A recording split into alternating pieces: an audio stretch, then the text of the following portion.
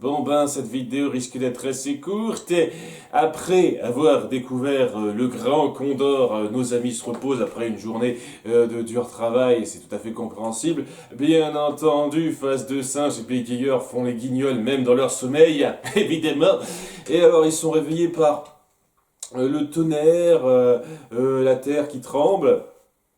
Et à ce moment-là, Mendoza décide d'aller un petit peu explorer les lieux pour savoir ce qui se cache dans ce temple-là, tandis que Esteban et compagnie restent dans le coin pour réfléchir un petit peu à ce que ça pourrait être, ce grand condor, qu'est-ce qu'il peut faire, tout ça, sachant qu'on se demande aussi comment on pourrait transporter ce truc-là, hein, parce que c'est un gros morceau, quoi, assez énorme.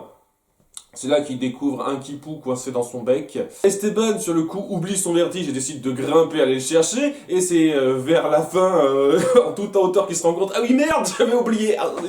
c'est c'est un petit peu drôle sur le principe. Et c'est là que Tao essaye de l'aider. Il découvre un cockpit. Enfin, ils savent pas exactement que c'est un cockpit, mais on verra que c'est un cockpit particulier. Et après, Tao qui, hors champ, a trébuché et manque de tomber en s'accrochant au bec, on montre Esteban qui vient un peu à bout de son vertige, je pense. Ça me surprendrait qu'il ait complètement perdu son vertige après ça quand même, mais pour le sauver, il parvient à venir un petit peu à bout de son vertige, sachant que ça n'aime pas à grand chose, puisque bah, il finit quand même par tomber, il est rattrapé par Mendoza qui est revenu. Donc voilà, timing et tout ça. Et il y a beaucoup de timing dans dans cet épisode, je vous le cache pas. Parce que juste après avoir découvert ça, donc Zia Lil Kipou, ça raconte que le peuple de Mu avait prévu le Grand Condor au cas où la catastrophe arriverait, tout ça. Et ça me fait poser certaines questions sur lesquelles je reviendrai dans une minute, parce que voilà, Phase de singe et bégayeurs reviennent pour signaler qu'ils ont découvert une espèce de passage secret, ce passage secret qui mène à un volcan souterrain, donc ouais, ça s'amène à tout un tas de lave, donc on découvre qu'en fait c'est un volcan qu'il y a en dessous de ce temple. Alors c'est là que ça me fait poser une certaine question, c'est c'est que comment se fait-il, s'ils ont prévu qu'il y aurait un volcan ici, s'ils savent qu'il y a un volcan ici, qu'ils ont construit ce temple-là, en fait? Je veux dire, la façon dont c'est décrit, ça donne presque l'impression qu'ils ont déjà vécu cette tragédie, ils ont déjà eu un problème avec ce volcan, et donc ils ont reconstruit par-dessus en créant le Grand Condor au cas où ça se réveille. Ou alors c'est juste une prophétie, mais bizarre, c'était le petit détail qui n'a pas été bien expliqué, je trouve, personnellement. Enfin bref, timing, le volcan entre en éruption à ce moment-là. Alors je suis sûr que certains pourraient dire oui, mais ça vient du fait que comme ils ont ouvert les portes du temple, ça a actionné quelque chose, ça l'a un peu réveillé à cause de ça, j'en sais rien. Ça me paraît un peu gros quand même.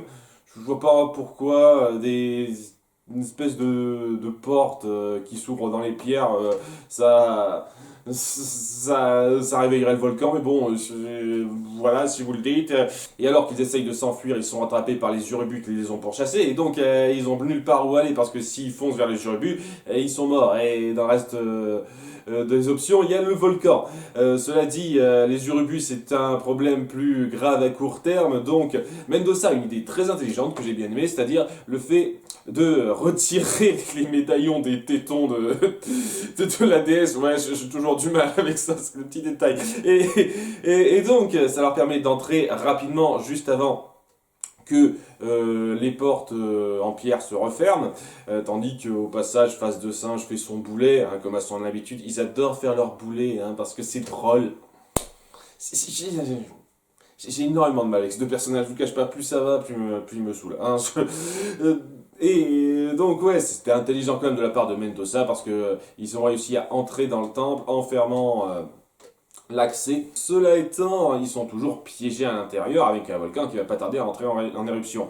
Et c'est là que un nouveau truc un petit peu bizarre, c'est que le plafond s'effondre, mais une petite partie précise du plafond. Genre, est-ce qu'ils ont construit ça de façon à ce que ce soit cette partie-là qui s'effondre en premier, s'il y a un tremblement, j'en sais rien, qui fait qu'il y a un rayon solaire qui touche la console, qu'on avait déjà vu, qui illumine une autre console sur le plafond et qui illumine le Grand Condor, qui invite plus ou moins notre groupe à y entrer. Et honnêtement, je vois pas trop l'intérêt. Je veux dire, c'est pas ça qui le fait voler ou quoi que ce soit, ça fait juste baisser la tête pour que le cockpit soit plus accessible. Mais ils avaient déjà accès au cockpit, ils pouvaient déjà avoir accès au cockpit avant.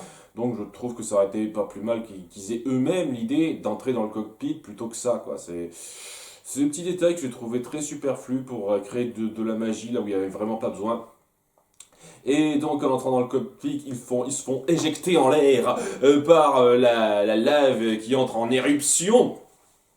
Et donc ils se retrouvent en l'air, le Grand Condor ne vole pas, parce qu'il faut un petit truc en plus, hein, il y a une console dans le cockpit du Grand Condor, qui a besoin qu'on mette le médaillon qu'on a trouvé l'épisode précédent, qui était sur la console du mural qu'on avait vu.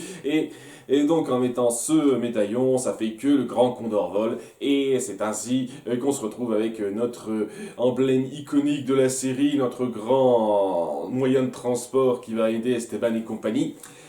Et c'était pas mal, ça prenait un peu le temps pour mettre en place certaines choses et c'était sympathique. Ça faisait bien monter la sauce dans plusieurs sens du terme, de façon efficace, c'était assez prenant. C'était pas l'épisode le plus extraordinaire qui soit, mais c'était assez prenant pour mettre en place la capacité du Grand Condor et la raison de son existence, dans l'absolu. En tous les cas, bon épisode et je suis impatient de voir comment cet engin fonctionne précisément et comment nos amis vont s'en servir. A très bientôt pour l'épisode 19, bye!